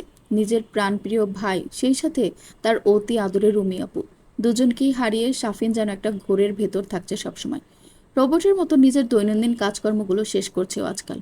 অনুভূতি শূন্য মানুষের মতো রাস্তা দিয়ে হাঁটে, খাওয়ার সময় কোনো রকমে দুইটা খেয়ে সারা দিন রাত বইয়ের ভেতর ডুবে থাকে, খুব প্রয়োজন ছাড়া রুম থেকে বেরও হয় না। মায়ের সান্নিধ্যের খুব প্রয়োজন ওর এখন, কিন্তু তার মা নিজেই ছেলের সুখে দিনাতিপাত করছেন, তাই শাফিন চাইলেও মায়ের ভালোবাসার পরশটা পাচ্ছে না। আর বাবার ওই কষ্ট ভরা মুখের দিকে তো তাকানোই যাচ্ছে না। বাবার দিকে তাকালেই চোখ ফেটে ওর পানি আসতে চায় প্রতিবার। রাফসান ভাইয়াও এসব থেকে দূরে থাকতে আর নিজেকে ব্যস্ত রাখতে রাজশাহীতে চলে গেছে। কষ্টের কথাগুলো বলার মতো আর কেউ রইল না ওর। নিজের ঘরে বসে নীরবে চোখের পানি ফেলা ছাড়া ওর আর কিছুই করার নেই। আমেরিকার ম্যাসাচুসেটস স্টেটসের হার্ভার্ড ইউনিভার্সিটির বায়োমেডিক্যাল ইঞ্জিনিয়ারিং সেকশনের ল্যাবের একটি সিক্রেট রুমে স্ট্রেচারের উপর ঘুমিয়ে আছে সাফওয়ান। ওর হাত পা সহ দেহের আরও কিছু অংশ ধাতব চেইন দিয়ে বেঁধে রাখা স্ট্রেচারের সাথে। শরীরের বিভিন্ন অংশে আঘাতের চিহ্ন, ঠোঁটের ডান পাশটার খানিকটা কেটে গেছে, সেখানে রক্ত শুকিয়ে শক্ত হয়ে আছে। হাতের উপরিভাগের আঙ্গুলের সন্ধিস্থলগুলো রক্তাক্ত, আর স্ট্রেচারের পাশের দেয়াল জুড়ে হাতের মুষ্টিবদ্ধ ঘুষির রক্তের ছাপ। গত 1.5 মাস ধরে এখানেই বন্দি করে রাখা হয়েছে তাকে। ঘুমন্ত সাফনের বুক ওঠানামা করছে নিঃশ্বাসের তালে তালে। ওকে ঘিরে দাঁড়িয়ে আছে বেশ কয়েকজন ডাক্তার আর গবেষক। তারা নিচু গলায় নিজেদের মধ্যে সাফনকে নিয়ে কথা বলছে। তাদের মধ্য থেকে মাইকেল নামের এক গবেষক বলে উঠল, হার্বার্ট যা চাইছে তা বাস্তবায়ন করতে গেলে ছেলেটাকে মেরে ফেলতে হবে। কিন্তু একে মেরে ফেললে আমরা একে নিয়ে রিসার্চ করতে পারবো না। আবার একে নিয়ে রিসার্চ করতে গেলে হার্বার্ট যা চায় তা পাবে না। তাহলে আমাদের এখন করণীয় কি? মাইকেলের প্রশ্নে বাকিরা চুপ করে থাকলো কিছুক্ষণ। অতঃপর জর্জ নামের অন্য এক ডাক্তার বলে উঠল, এই ছেলেটাকে হার্বার্ট আমাদের কাছে পৌঁছে দিয়েছে সেহেতু তার কাজটাই আমাদের আগে করতে হবে। আর এরপর আমরা সর্বোচ্চ চেষ্টা করব ছেলেটাকে বাঁচিয়ে রাখার। সে যদি বেঁচে থাকে তবে আমরা তার উপর রিসার্চ করব, নইলে করব না। আমরা হার্বার্টের উপর দিয়ে কিছু করতে গেলে সেটা হবে ঘোড়া ডিঙিয়ে ঘাস খাওয়ার মতো। ছেলেটা তো মারা পড়বেই, সাথে সাথে আমরাও মারা পড়ব। জর্জের কথায় মাইকেল আবারও বলে উঠল, তাই বলে এমন রেয়ার কন্ডিশনের কাউকে আমরা কিছু না করে এমনিতেই মেরে ফেলবো? এমন অভাবনীয় এক সৃষ্টিকে আমরা একটু যাচাই করে দেখব না? সে একটা হাইব্রিড। আমরা যদি তার উপর রিসার্চ করতে পারি আর তার এই হাইব্রিডাইজেশনের ভেতরের রহস্য বের করতে পারি, তবে আমরা অবশ্যই নোবেল জিতব। কিন্তু হার্বার্ট যা চায় তা করার জন্য ছেলেটার বিষ গ্রন্থি থেকে বিষ বের করে ফেলতে হবে সব। এতে তো ছেলেটার মৃত্যু নিশ্চিত, কারণ এটা তার শরীরেরই একটা অংশ এবং খুবই গুরুত্বপূর্ণ একটা অংশ। মাইকেল, জর্জ আর অন্যান্যদের ভেতর আরও খানিক সময় হার্বার্টের চাহিদা আর তাদের রিসার্চ নিয়ে আলোচনা হলো। কিন্তু শেষ পর্যন্ত সিদ্ধান্ত হলো হার্বার্টের কথাই শুনতে হবে, নইলে তাদের নোবেল যেমন তেমন প্রাণটাই হাত ফুসকে বেরিয়ে যাবে, যা তারা কেউই চায় না। নিজেদের লাইফ রিস্ক রেখে কেউ রিসার্চ করবে না। এইমাত্র মাইকেল লোকটার সাফওয়ানের প্রতি একটু মায়া হলো। সে চাইছে না এমন রেয়ার কন্ডিশনের এমন হ্যান্ডসাম ডুডকে মেরে ফেলতে। কিন্তু তার হাতে কোনো উপায় নেই, কারণ হার্বার্ট খুবই নামকরা আন্ডারওয়ার্ল্ড মাফিয়া কিং, যার হয়ে একসময় কাজ করেছে সাফওয়ান। সে খুব ভালোভাবেই জানতো সাফওয়ানের এই কন্ডিশন সম্পর্কে, আর তার নির্দেশে সাফওয়ানকে দেশ থেকে ধরে নিয়ে আসা হয়েছে শুধুমাত্র ওর ভেনমের জন্য, যার 1 মিলিগ্রামের মূল্য বিশ্ববাজারে 1 বিলিয়নের কাছাকাছি। আর সাফওয়ানের বিষগ্রন্থি থেকে একেবারে সব বিষ বের করলে প্রায় 250 গ্রামের মতো ভেনম পাওয়া যাবে, যা দিয়ে অনায়াসে হার্ভার্ড বিশ্বের সর্বোচ্চ ধনীদের কাতারে নাম লেখাতে পারবে। ঘুমন্ত সাফনের দিকে তাকিয়ে একবার দীর্ঘশ্বাস ছাড়ল মাইকেল। তারপর সাফনকে ওইভাবে রেখেই চলে গেল তারা সবাই। সাফনকে সিডেটিভ দেওয়া হয়েছে, যার প্রভাবে 24 ঘন্টার ভেতর আর ঘুম থেকে উঠবে না সাফন। আগামী সপ্তাহেই হার্বার্টের দেওয়া কাজ সম্পন্ন করতে হবে তাদের। তাই সময় নষ্ট করে কাজটা কিভাবে করবে সেই মিটিংয়ে অংশ নিল সবাই। সাফওয়ান নিখোঁজের প্রায় 2 মাস। শাফিনের পরীক্ষা শেষ হয়েছে 15 দিনের মতো, কিন্তু ওর ভেতরে কোনো বিকার নেই। নির্বিকার হয়ে গেছে ও পুরো। পরিবার ছাড়া আর কারোর সাথেই কোনো প্রকার কথা হয় না ওর। মাঝে মাঝে রাফসানের সাথে কথা হয়, কিন্তু সেটাও খুব কম। রুনিয়া এখন আগের থেকে স্বাভাবিক আছেন, কান্নাকাটি করেন না, কিন্তু নিশ্চুপ হয়ে গেছেন একদম। সাফওয়ানকে হারানোর পর থেকে ওনার মুখে আর হাসি ফুটেনি। ইশতিয়াকেরও তাই। সাফওয়ান নিজের সাথে যেন পুরো পরিবারের আনন্দ, হাসি, কান্না সব নিয়ে চলে গেছে। শাফিন রাতের অন্ধকারে রুমাইশাকে আরও কয়েকবার খোঁজার চেষ্টা করেছে উত্তরের জঙ্গলের ভেতর, কিন্তু তার সব চেষ্টাই ব্যর্থ হয়েছে। রুমাইশাকে কোথাও পায়নি ও। রুমাইশাকে পেলেও হয়তো ওর বাবার, মায়ের আর মামা মামির কষ্ট একটু হলেও কমতো, কিন্তু দুর্ভাগ্য। রাত অনেক হলেও শাফিনের ঘুম আসছিল না। ও বসেছিল ওর ঘরের ভেতর, কিন্তু মানসিক অশান্তি তাড়া করছিল ওকে। তাই মনটাকে একটু শান্ত করার জন্য ও ছাদে যাওয়ার সিদ্ধান্ত নিল। ভাইয়ের চিলেকোঠার কামরাটা একবার একটু দেখে আসবে, তাহলে যদি একটু শান্তি পাওয়া যায়। চেয়ার ছেড়ে উঠে রুম থেকে বের হলো শাফিন।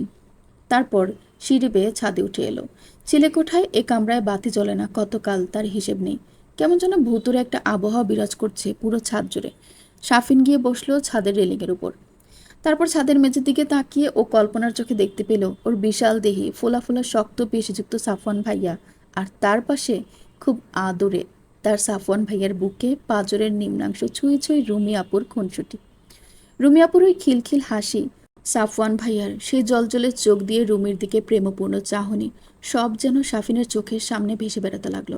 সব এখন অতীত স্মৃতি। চোখ ফেটে পানি এলো শাফিনের। চিলেকোঠার রুমের দিক থেকে মুখ ফিরিয়ে নিল ও। তারপর তাকালো বাড়ির পেছনের অন্ধকারে নিমজ্জিত ঘন জঙ্গলের দিকে। আর সেদিকে কিছুক্ষণ খেয়াল করে তাকানোর পরই চমকে গেল শাফিন। পর্ব 55। কিছু একটা দাঁড়িয়ে আছে সেখানে। শাফিন ব্রু কুচকে দেখার চেষ্টা করলো। আসলেই সেখানে কিছু আছে নাকি তার চোখের ভুল? আরও কিছুক্ষণ খেয়াল করে দেখার পর শাফিন বুঝলো যে এটা তার চোখের ভুল নয়। সত্যিই সেখানে কিছু একটা বা কেউ একজন দাঁড়িয়ে আছে। আপাতমস্তক কালো পোশাকে নিজেকে আবৃত করে জঙ্গলের ধার ঘেঁষে দাঁড়িয়ে আছে সেটা। শাফিন ভরকালো। সাফওয়ানকে যারা কিডন্যাপ করে নিয়ে গেছে তাদের কেউ নয় তো? ঢোক গিলল শাফিন। চোখ দুটোকে ওই কালো পোশাকে আবৃত অবয়বটার দিক থেকে চাইলেও ফেরাতে পারছে না। অবয়বটাও যে ওকেই দেখছে শুরু থেকেই, সেটাও বুঝতে আর বাকি রইল না শাফিনের। হঠাৎ করেই সেই অবয়বটা ওকে হাত উঁচু করে ইশারা করলো নিজের কাছে আসার জন্য। শাফিন ভয় পেল। ছাদের রেলিংয়ের উপর থেকে নেমে ও সরে গেল পিছন দিকে। বুকের ভেতরটা দুরু করছে ওর। অবয়বটা ওকে কেন ডাকছে? ওটা অন্য কিছু নয় তো?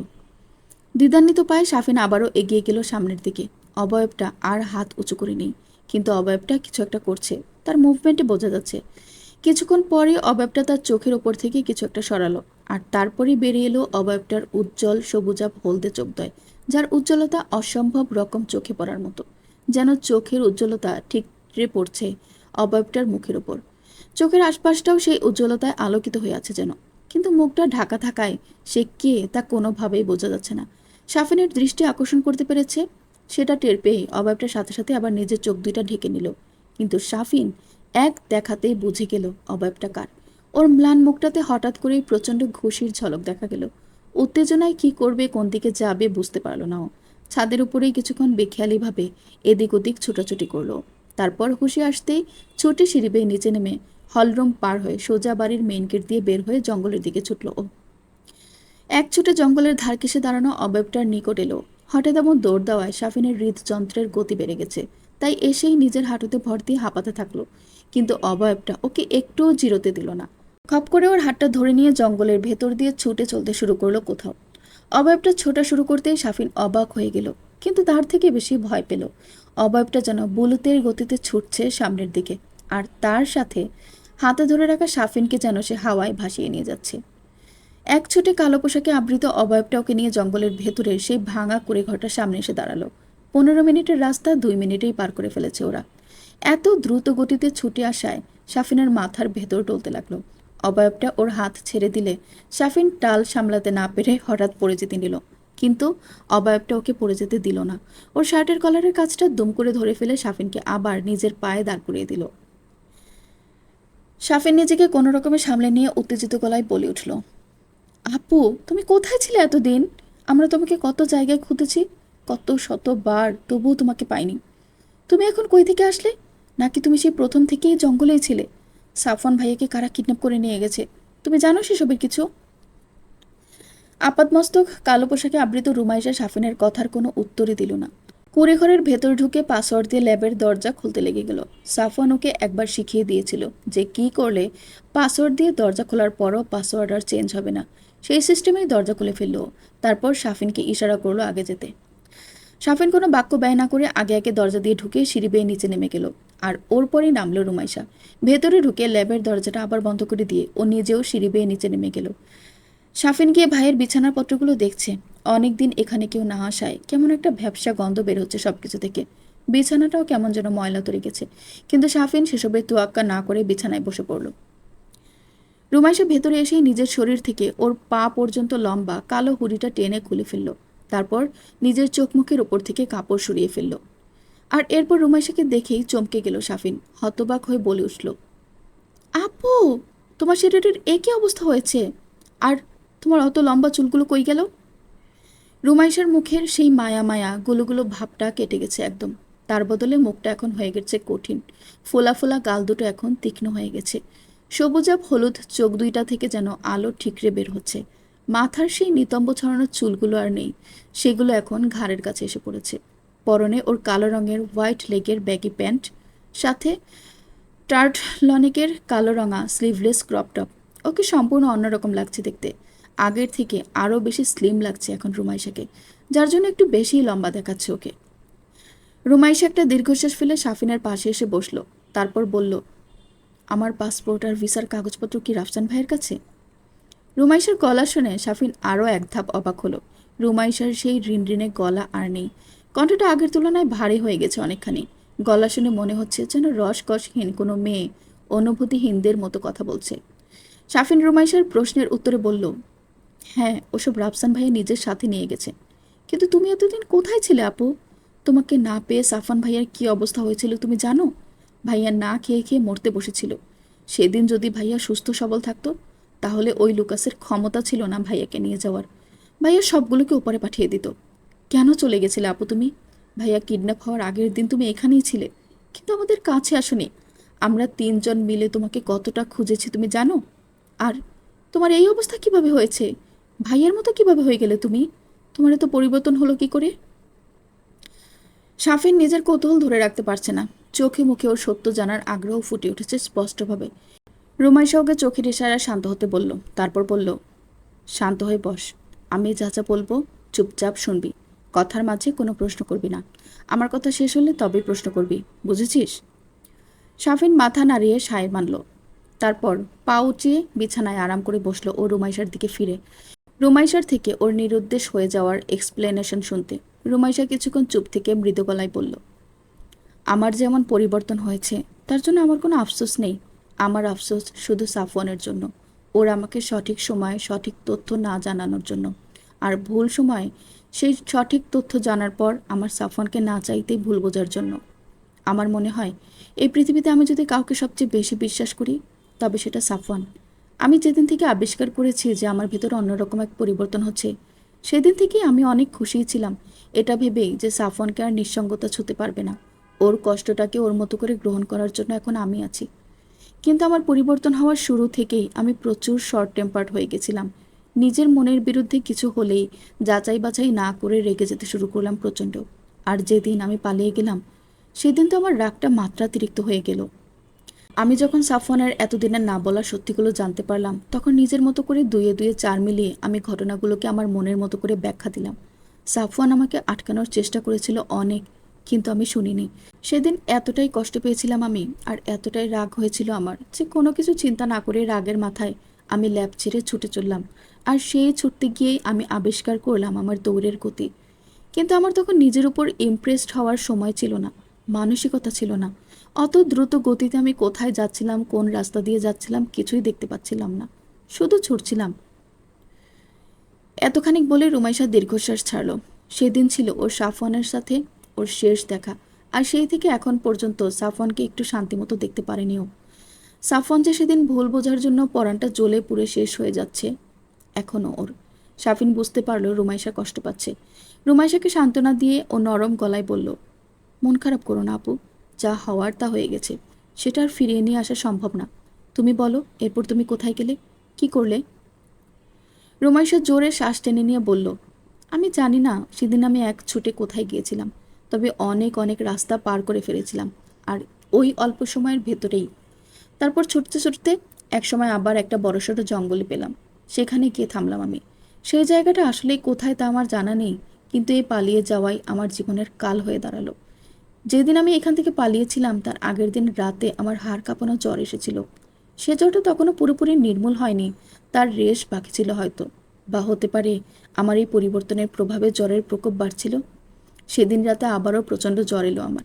জঙ্গলের ভেতর খাবার পানিবিহীন, বাসস্থানবিহীন, সামান্য পোশাকে থাকা আমি জ্বরের তীব্রতায় কাঁপতে শুরু করলাম। আর তারপর জ্বরের ঘরে কখন জানি জ্ঞান হারিয়ে ফেলেছিলাম, বা হয়তো ঘুমিয়ে পড়েছিলাম।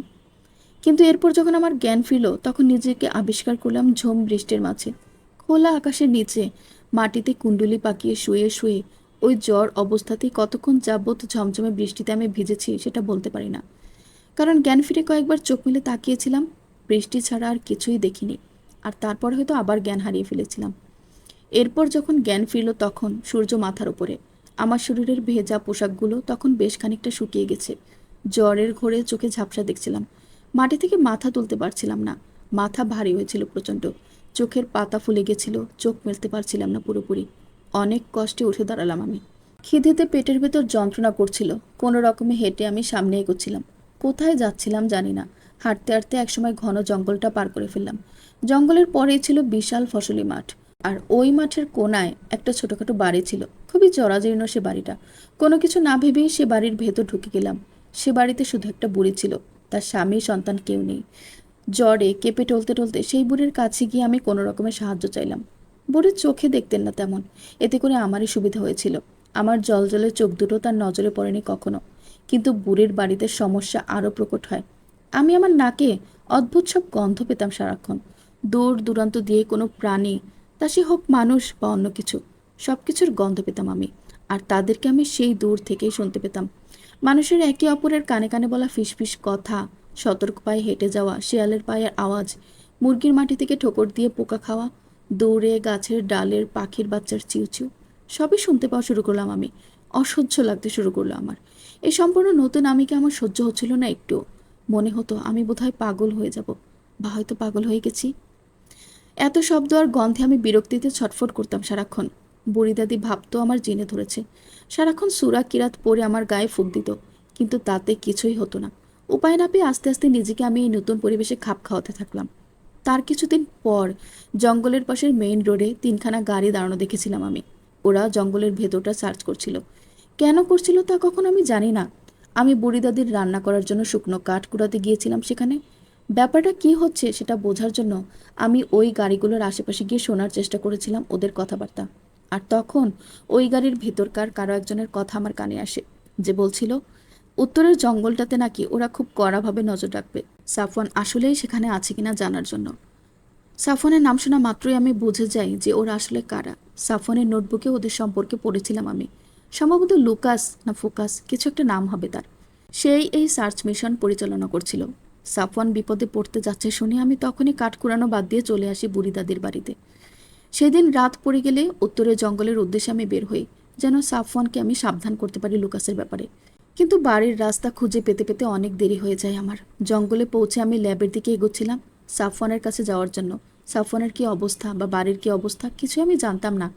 আমি ভেবেছিলাম সবাই হয়তো ভালোই আছে আমাকে ছাড়া, সাফওয়ানও। কিন্তু কিছুদূর এগোনোর পর পায়ে হাঁটার শব্দ পাই আমি, আর কারা আসছে দেখার জন্য সে রাস্তায় এগিয়ে তোকে আর রাফসান ভাইয়াকে আসতে দেখে আমি দাঁড়িয়ে যাই। কি করব ভেবে না পেয়ে লুকিয়ে দেখতে থাকি তোদেরকে। তোরা এত রাতে বের হওয়ায় আমার একটু খটকা লাগে, কিন্তু তোদের সামনে গিয়ে জিজ্ঞেস করব এমন অবস্থা আমার ছিল না। কারণ আমি ভেবেছিলাম আমার চোখ মুখের যে হাল হয়েছে তা নিয়ে রাফসান ভাইয়ার সামনে দাঁড়ালে সাফওয়ানের সাথে ভাইয়ার গুরুতর ঝামেলা বাঁধবে। কিন্তু আমার মনে ছিল না যে আমার চোখ দুইটা এখন আর স্বাভাবিক নেই। তারা এখন রাতের বেলা উজ্জ্বলতা ছড়ায়, দূর থেকেও তাদেরকে স্পষ্টই বোঝা যায়। আর এই ভুলের কারণেই তোরা আমাকে দেখে ফেলিস। আর এরপরে আমি টের পাই তোদের থেকে আরও পেছনে জনা তিনেক লোক পায়ে হেঁটে এদিকে আসছে। তারা যে আসলে কারা সেটা আমি জানতাম না, তাই তোদের সবার থেকে পালাতে আমি আবার ছুটে যাই যেদিক থেকে এসেছে সেদিকে। সাফওয়ানকে সেদিন আমার আর সাবধান করা হয় না, তবে আমার বিশ্বাস ছিল সাফওয়ানের কাছে 10টা লোক আসলেও ওরা সাফওয়ানের কিছুই করতে পারবে না। কিন্তু পরদিন রাতে আবার সাফওয়ানের সাথে দেখা করতে আসলে আমার সে বিশ্বাস গুড়িয়ে যায়। তোদের দেখে যেদিন পালিয়ে গেলাম সেদিন আমার আবার জ্বর আসলো, ভয়ানক জ্বর। উঠে দাঁড়ানোর শক্তি পর্যন্ত ছিল না শরীরে। কিন্তু তারপরও পরদিন রাতে আমি আবার সাফওয়ানকে সাবধান করার জন্য আমার জ্বর তপ্ত দুর্বল শরীরটা টেনে নিয়ে কোনো রকমে এ জঙ্গলে আসি। আর জঙ্গলে ঢোকার কিছুক্ষণ পর আমি অদ্ভুত রকমের শব্দ শুনতে পেলাম। সাই সাই শব্দ করে কেউ যেন তলোয়ার চালাচ্ছিল। চমকে উঠে আমি শব্দটাকে ফলো করে সেদিকে এগিয়ে যাই। আর এরপর দূর থেকেই দেখতে পাই আমার সাফওয়ানকে জনদশেক মানুষকে একে একে চুপিসারে দ্বিখণ্ডিত করতে করতে এগোচ্ছে। কিন্তু সাফওয়ানের শরীরের অবস্থা দেখে আমি অবাক হই। ওর সেই বিশাল আকারের পেশিবহুল শরীরটা শুকিয়ে শীর্ণকায় হয়ে আছে। কিন্তু এরকমটা কেন হয়েছে সেটা তখনও আমি বুঝিনি। লুকাসের লোকগুলো যখন ওকে ঘিরে ধরলো তখন আমার জান প্রাণ উতলা হয়ে যাচ্ছিল সাফওয়ানকে বাঁচানোর আশায়, কিন্তু আমার শরীর সায় দিচ্ছিল না। আর এরপর যখন ওই সাদা কোট পরিহিত লোকটা সাফওয়ানকে শ্যুট করলো তখন আমার দুনিয়া আর দুনিয়া রইল না। মাথার ভেতরটা ঘুরে উঠল আমার। আর এরপর ওখানেই জ্ঞান হারালাম আমি। রুমাইশা থামল, চোখের কোণে লেগে থাকা অশ্রুকণা অনামিকা দ্বারা মুছে ফেলল। শাফিন এতক্ষণ মন্ত্রমুগ্ধের মতো রুমাইশার কথা শুনছিল, কিন্তু হঠাৎ বিরতিতে শাফিন আবার নড়ে চড়ে বসল। শাফিন সহ সাফওয়ানের পরিবারের কেউই জানে না সাফওয়ান আদৌ বেঁচে আছে কিনা, আর তাকে ওই লোকগুলো কেন নিয়ে গেছে, আর সাফওয়ানের সাথেই বা তারা কি করতে চলেছে এসবের কোনো ধারণাই নেই ওদের। শাফিন রুমাইশার নীরবতার সুযোগ নিয়ে বলল, আমার বিশ্বাস সাফওয়ান ভাইয়া বেঁচে আছে আপু। কারণ ভাইয়াকে যদি মেরে ফেলতেই হতো তাহলে ওরা ভাইয়াকে মেরে ফেলে রেখে যেত এখানেই, তাদের সাথে করে নিয়ে যেত না। মৃতদেহ তো কারো কাজে লাগার কথা নয়, তাই আমার মনে হয় ভাইয়াকে ওরা নিজেদের কাজে লাগানোর জন্যই বাঁচিয়ে রেখেছে। ভাইয়া হয়তো আমাদের থেকে অনেক দূরে আছে, কিন্তু বেঁচে আছে, বাকিটা আল্লাহ জানেন। রুমাইশা নিজেকে স্বাভাবিক করে নিয়ে গম্ভীর গলায় বলল, হ্যাঁ সাফওয়ান বেঁচে আছে, কিন্তু ঠিক কতক্ষণ বেঁচে থাকবে সেটা বলা যাচ্ছে না। রুমাইশার কথা শুনে শাফিন চমকে লাফিয়ে উঠল এক প্রকার। তারপর চোখ বড় বড় করে জিজ্ঞেস করলো, ভাইয়া বেঁচে আছে তুমি শিওর? কিন্তু তুমি কিভাবে জানো? ভাইয়ের সাথে তোমার যোগাযোগ আছে? ভাইয়া কি কোনোভাবে যোগাযোগ করছে তোমার সাথে?